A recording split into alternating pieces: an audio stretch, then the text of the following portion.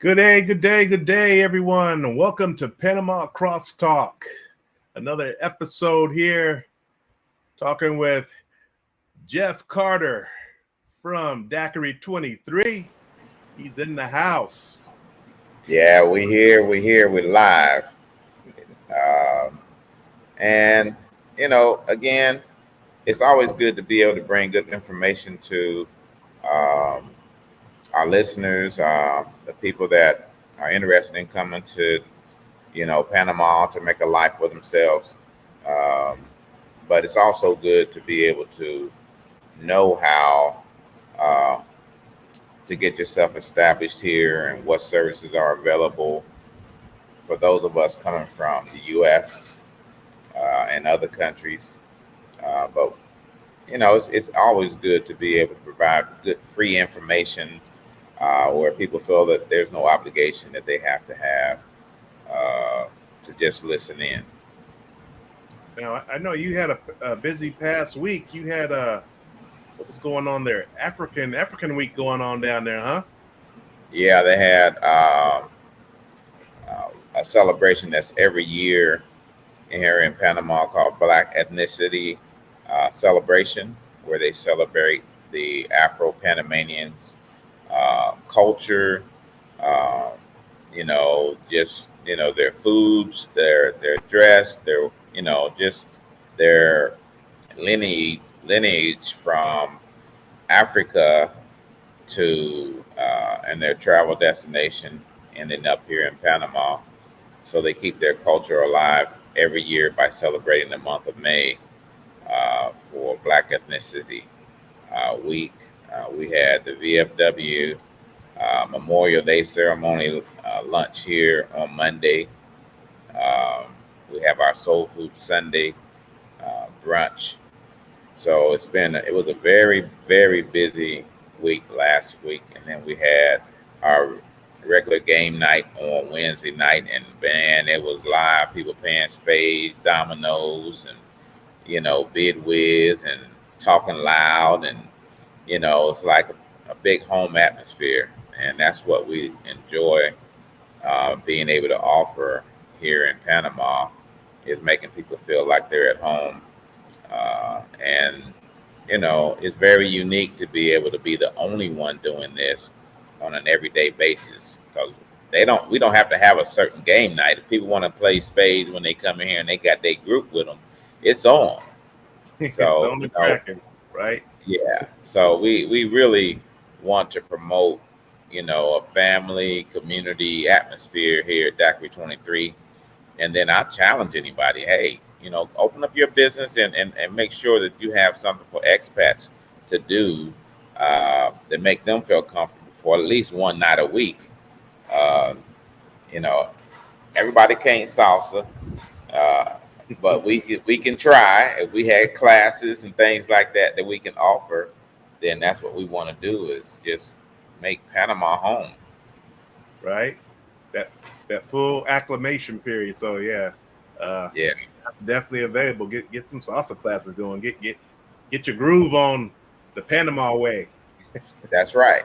That's right. And it can still be done here in Panama. It's just that some people uh, think that the best way to do it is run down here and just jump into the culture, and you're gonna what they kind of say have withdrawals or people that's an alcoholic or what have you. We are addicted to the American lifestyle. So if you try to change too quickly, you're gonna be going right back where you came from because you're gonna get homesick. You're gonna get something. You cause yourself to think that you're gonna get acclimated as soon as you walk off the plane. It takes a few years to do that. It's not an overnight success type thing. So, you Right. know, be careful how you take your time. If this is going to be home, take your time. Don't be in a rush. Get out of that tourism mindset and get into this is going to be home, and you have all the time in the world to learn the culture, the food, you know what floats that's good in Panama and what's not good in Panama. But Right. we still have where we come from and the things that we like to do and continue to do. It's just that you have a new group of people you can do it with, and they're available if you make yourself available. So some people have that look that they're approachable, and others have that look that they're not approachable. So always look at being approachable and being open to new things, because Panama is going to be new to you. It's going to be a new lifestyle, and it's just going to be something that you can enjoy uh, if you just make the adjustment, in the right time, and don't come down thinking that, it's frustrating because you don't speak Spanish and what have you. I've been here 3 years and I understand Spanish, but I definitely can't speak it. And I'm a business owner and I have Panamanians that work for me that don't speak English. And people ask me, how do you make it? Well, my whole thing is body language and facial expression is universal. And when you're able to communicate, non-verbally in a positive way, it's picked up. And if you're not happy, you can communicate that unhappiness in the facial expression or how your body language is, and they will pick that up. It's a universal language.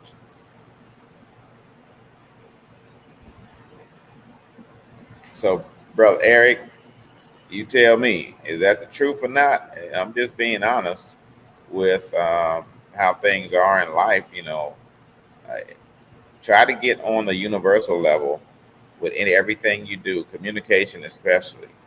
And then you always have your Google translator that will, you know, mend any gaps that you might have in communicating. And just understanding that Google translating is Spanish and Spanish uh, from Spain and not the actual Panamanian uh, Spanish, which is different. So the translation could be a problem. But one of the things that I definitely wanted to talk about is not only getting acclimated to Panama, but uh, really dig into the things that will make you comfortable. Like this week is our one stop, one source, uh, once a month meetup where we have the hospitals representatives come in and talk to the expats about the medical coverages, the medical insurances, the claim process for military, non-military with, Blue Cross Blue Shield, Aetna, and all the other uh, mail handlers, insurance, health insurance that they may have to use here in Panama. And there's several hospitals that will be able to assist them. But we want them to hear it directly from the representatives at the hospital, where they come to DACRI 23 to make sure people have the facts and not hearsay from other people's experiences, because everybody do not have the same medical requirements. So they need to be able to talk with these professionals and tell them, uh, what services they can get, and then they can choose which hospital will be able to best serve them if they're in need, or which hospital will get them to do their checkups and accept their medical insurances. TRICARE is accepted here. Most major insurances are accepted here. Um, Definitely our military benefits for the disabled veterans uh, that that require service from the VA hospital. You can get that service here. You can get assistance with your ID if you're retired. Get your ID right here in Panama City. We have those representatives here. We have the immigration lawyers that come in and talk about the immigration process, the cost of getting your different visas, whether it be your investor visa, pensionado visa, uh, or just your regular digital nomad visa that you need to get here. They'll tell you about the whole process and the time that it takes to get those things done, especially what the cost should be for your services uh, in terms of getting your residency here in Panama. So uh, those are great things that you need to know up front before you come here. And I realize that there are other services out there that offer this within their packages, relocation packages, and what have you. But I still would advise someone to step outside of uh, that particular advice from those different packages that are being offered to you and get a second opinion. Trust but verify that you are doing what's best for you and your family um, in relocating to Panama. We have real estate specialists that basically will give you a number of selections that for middle range price up to luxury type pricing for different uh, apartments, and some people that want housing or they want a gated community or exclusivity, um, to where that they want to live in a high rise life. That's available here in Panama too. But for the average retiree like me, I don't need all that. This is downsizing for me. I don't need to try to live the lifestyle of the United States, which is a very good lifestyle. But just being in Panama is a very good lifestyle for me. And, you know, I'm not willing to pay no more than $1,500 a month to live here in Panama. And that includes all the furnishings. It includes mainly all of my utilities. You know, have a balcony. I could have a view of the ocean if I wanted, but I don't want the view of the ocean because of what comes with it. A lot of mold that you have to be very conscious of, using dehumidifiers to get some of the moisture out of the air and have good air circulation in your apartment so that the mold don't set in on the furniture, your clothes, your luggage. And for people that got respiratory situations or different sinus issues, mold will be a problem for you. So be careful when you choose your apartment, and just look for signs of dehumidifiers in closets and things like that. That's letting you know that you need to get that moisture out of the air in that particular apartment, because if it's in there, it's there for a reason. So just be careful in your selection. Those are the things that we talk about at our one stop here, uh, on the first Thursday of every month, is giving those briefings, letting you know the do's, the don'ts, the what to look for, and making sure that you get a fair uh, price for apartments, that you get a good location based on your needs, whether you're going to drive in Panama, whether you're going to take an Uber in Panama, uh, and you know shopping, everything that you enjoy doing, or just the necessities. You want to know that you're picking a good place that you're going to be able to go out stress free, go to the markets, and come back. So there's other things like, uh, if you pick an apartment, does it have a generator backup if power goes out?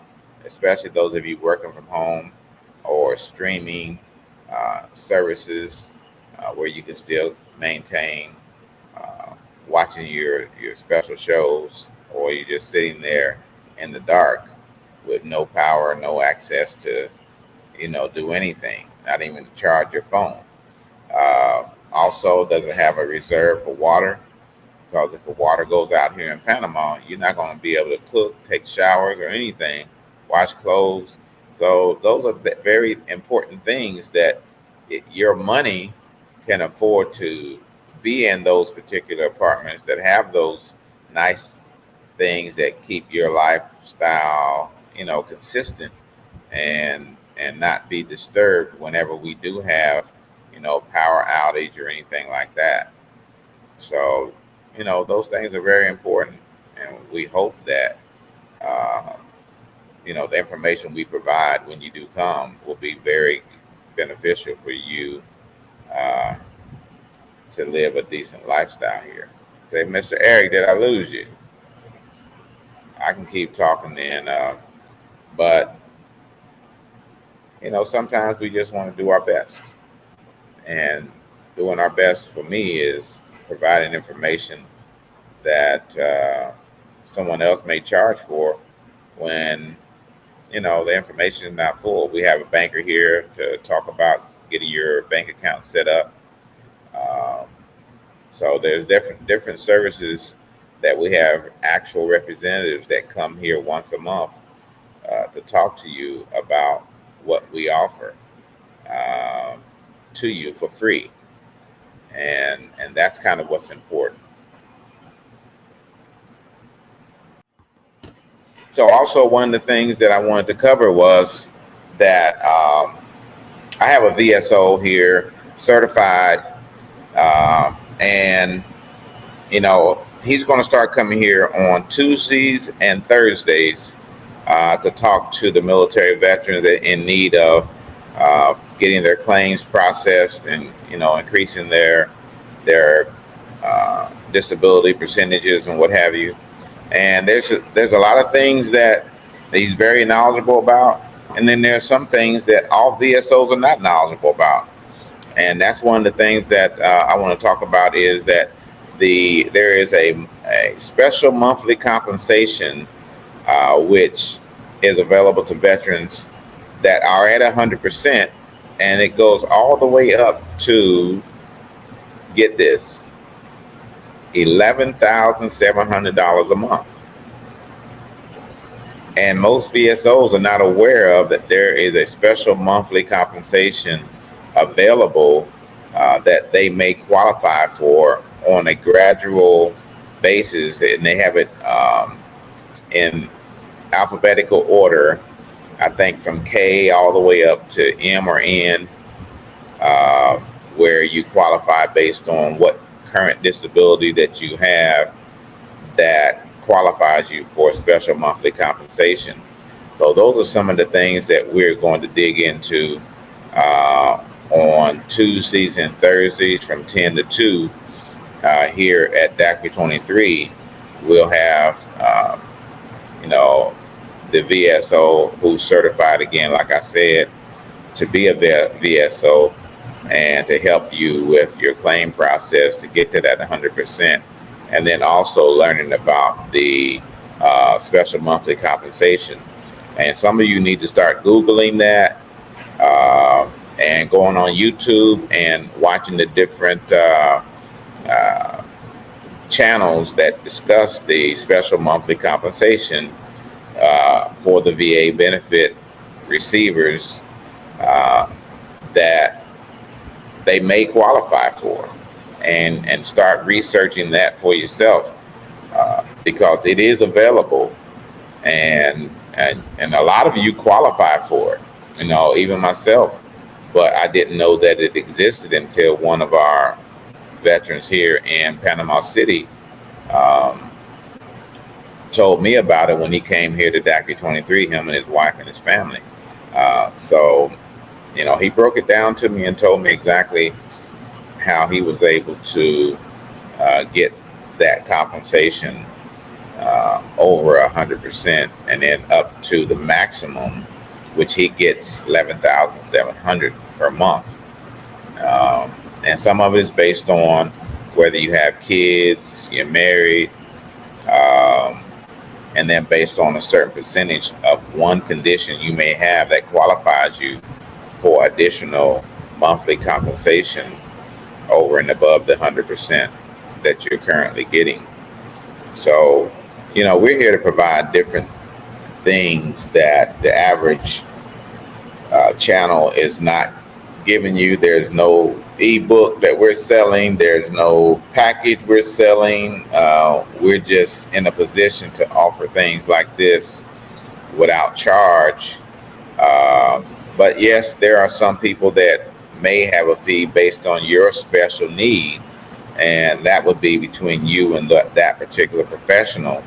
But for the most part, everything that we do here uh, from this podcast is not based on anybody paying additional money. It's just based on, trust but verify. The topics we talk about is things that we feel that you need to, not only trust the person that's providing the information to you, but also verify with a second opinion that, pricing is fair, your expectation and timelines is going to be something that you can handle. So all those things is important when you're making this major decision to leave a country to reside permanently in another country. There's some other things that we talk about here. How do you do business in Panama? That's one of the things that I can talk to people about because that's what I'm doing. And, this is something that I always want to be able to promote. I was blessed or crazy enough to start a business in Panama, not knowing the laws of Panama, but I had to learn on a quick, fashion that things that you can do in the United States or you're doing in the United States, and you can come here and have the same mindset. No, you come here and have a different mindset when you want to open a business in Panama because it is different. Making money is definitely different in Panama. Advertising your business in Panama, or let's just go back to the basics. How do you get set up legally in Panama? You're going to need a lawyer, and that lawyer is going to know exactly how to get you set up in the best way possible for you, not just in the best way possible for Panama. This is a win-win situation, but if you do it incorrectly, it's going to be one winner and one loser. And that's going to be the Panama system, the government of Panama, the taxes and the things here. They're going to be the winner, and you're going to be the loser if you set it up the incorrect way, or if you don't have the right resources to get set up. And I mean money. This is not no come up country to think that you're going to come to Panama and you're going to do this okey doke type investing and you're going to get rich quick. No, it takes time to establish yourself. There are opportunities here for generational wealth because of the low-hanging fruit that nobody's really paying attention to, because most of the people that have been here in Panama, they got old money. And then you got some people bringing in new money that don't know where to invest because that old money has taken up the bigger opportunities. So that's why people come here saying, oh, I'm going to buy me an Airbnb apartment and I'm going to rent that out. How long is it going to take you to recover your investment? You got to look at all those things. Is it just an investment for you to have an Airbnb, or is it something you're going to live in eventually? So you got to ask yourself all those questions to know exactly if this is the correct investment for you, or you a Me Too person, or you're following someone else who's talking about how great it is. Yes, you can talk about how great your investment is, because who's going to talk about how bad their investment is on their YouTube channel if they want you to watch? I'm going to tell you the good and the bad. Me opening up Daiquiri 23, oh my God, the stories I can tell, but openly, but I'll tell you one-on-one, it's not what you think. It's not a get-rich-quick thing. You got to come in here with a concept. This is about service. This is about what you enjoy doing, getting people together in one location and being part of the community of Panama. So show yourself to be a person that's interested in doing business and being part of the community when you come to Panama if you're going to do business. A brick and mortar, not the easiest thing to get, not the easiest thing to manage. You got staffing issues that you got to deal with, and that's all of Panama, not just Daiquiri 23. You go through staff that you think is going to be good for the business, and they're really not. Just remember, these people are here to work, and this is your business, and don't think that they're going to come here and promote your business for you or do anything else. You got some good ones, but for the most part, they're employees, They're never going to be family unless something miraculously happen as to where that you know they're going to be with you thick or thin. But most people they're here today and gone tomorrow. And you always have to keep renewing yourself from a staffing issue. So, you just got to make sure that if you want to invest in Panama, get all the details, know what you're doing with your investment, and that it has a possibility of sitting there before it makes a profit for you. And if you're willing to do that, then it's fine. But if you don't have a monthly income, and the business is going to be part of your monthly income and how you're going to make it here in Panama, you better think, 10 times before you make that investment. Because in actuality, success doesn't work that fast. There's no overnight success. Look at our age. Yes, we can still have success, but at the same time, that there is a possibility that your investment, you can take a loss. You got to be willing to take that loss, or you got to be willing to work it every day to make sure you don't take a loss, and give it the time that it's going to take for you to grow that into an investment that can start giving you a regular return and making a very good profit for you. The possibility is here, and it's a big possibility, but don't be a lone ranger out here and be doing this by yourself. You're going to need partnerships. You're going to need people that are going to be ride or die with you in order to be successful. Because this is not our country, and you're going to need partnerships in order to be successful here. You can't do it by yourself. I'm not saying get local partnership. You can get somebody that's with you from the U.S. To be a partner with you. There's a lot of different things that you can do, but also even in picking the partner, pick the right one. Pick the one that understands that, money you invest, but the people that actually work with their investment is the one that was more than likely is going to get a good return and have a long-term business here in Panama. So there's just so many different options that are available from an investment aspect, but also investment requires you to have a residency here in Panama and certain things so that you can be here to watch your investment. But then you can still invest without being a resident of Panama. But I don't know, I wouldn't advise that for anyone, because you're putting your investment in the hands of somebody else to manage. And you really are in a blind on a lot of things that you need to be able to be aware of here on a daily basis so that you don't get blindsided.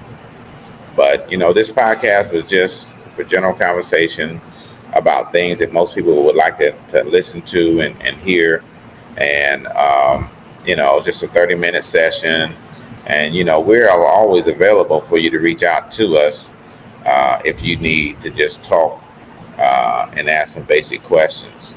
But detailed questions is going to be hard to go into over the phone or anything like that. And we would love to talk to you in person if you're here in Panama.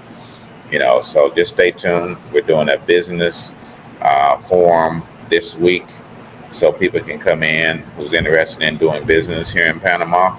We're doing that on Wednesday. So think about coming in and sitting down and asking questions and getting some answers so that you can decide whether or not business is for you in Panama. I think that there has been some issues with Eric today, but our time is up. But we also want to make sure that you are getting the information that you need from us, and we'll continue to provide different things as it comes about. And once we have fully given all the information that we can give, then we'll turn it into a different podcast where we'll have guests that come on that are willing to talk about certain things openly and hopefully that it's free information. And sometimes there are guests that will come on that may have a service that they offer that we feel is valuable for you to have access to them so that they can actually make your transition to Panama a lot better. But for right now, we're going to sign off, and we thank you for watching and being interested in the topics that we do cover. But there's no fluff in it. There's nothing but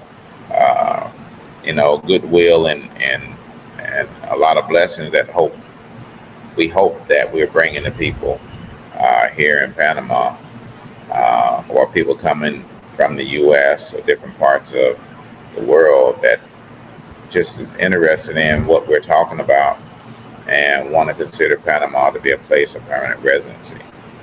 But hey, and we hope to offer another podcast that you will be able to listen to and enjoy. And then we'll start inviting our guests. If you want to be part of the guests on our crosstalk, please reach out to Eric or myself so that we can kind of include you in, because this is not just all about us. It's all about you and your decisions and what's best for you. And we'll do our best to make sure that we have accurate information on every podcast. So y'all have a blessed day, and we'll see you again very soon.